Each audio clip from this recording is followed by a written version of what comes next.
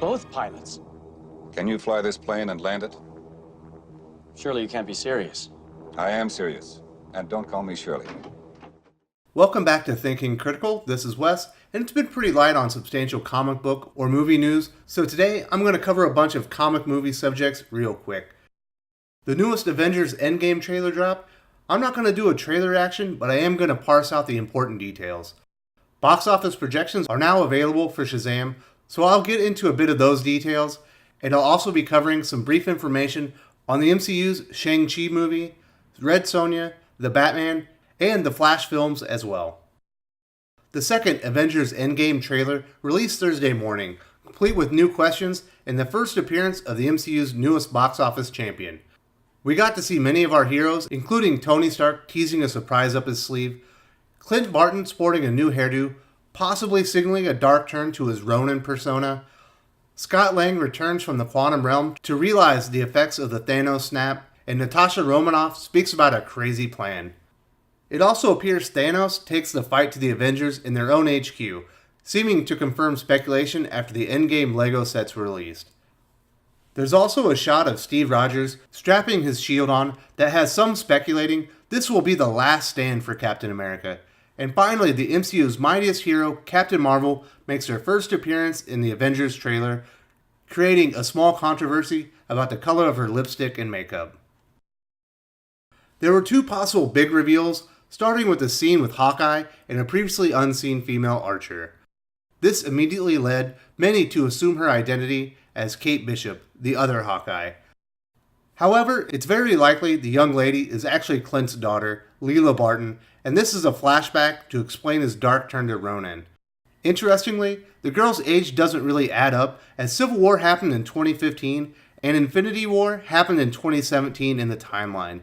When we last saw Leela, she was 8 or 9, so the identified female appears far too old, so there is hope that Kate Bishop is entering the fold.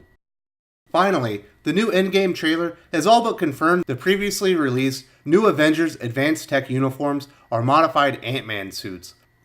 According to a post on Den of Geek's Instagram page, the trailer offers confirmation that the new suits are meant to take the team to the quantum realm, the subatomic reality that was at the heart of the Ant-Man and the Wasp premise.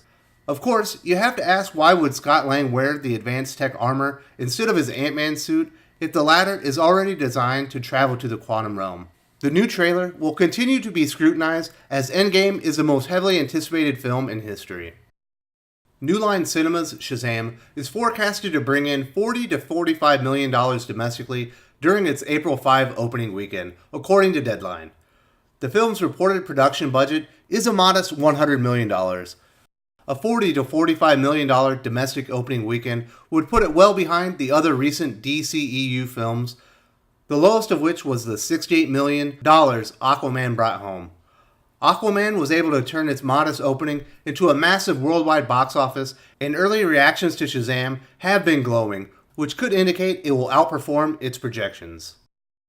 All the Marvel hype is currently focused on Captain Marvel and Avengers ENDGAME, but they aren't the only MCU movies worth talking about.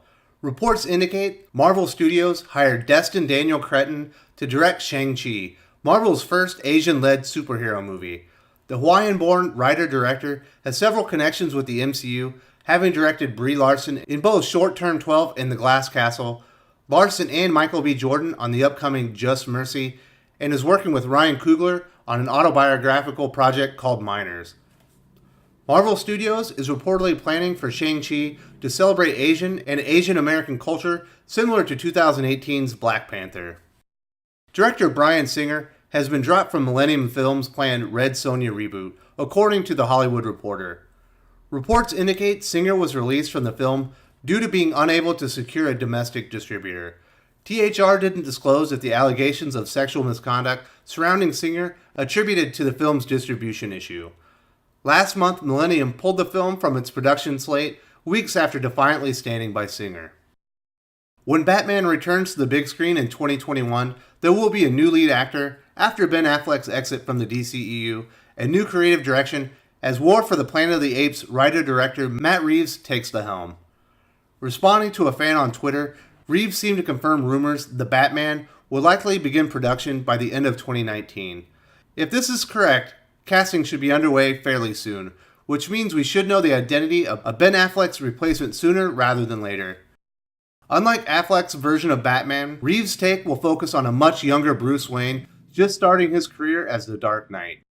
Another DCEU project picking up speed is the long in development The Flash solo film. According to Geeks Worldwide, production is rumored to begin in November 2019. The website explains this potential start date came after delays in the third Fantastic Beasts film freed up returning star Ezra Miller.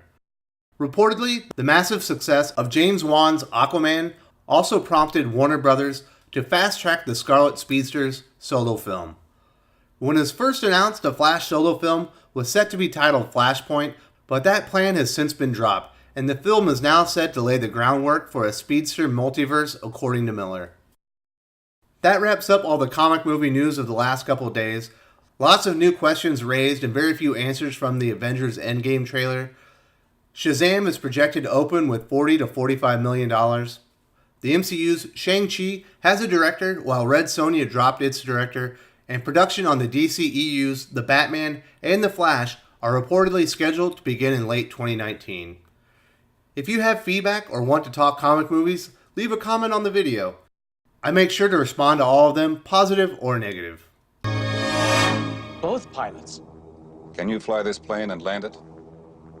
Surely you can't be serious. I am serious. And don't call me Shirley.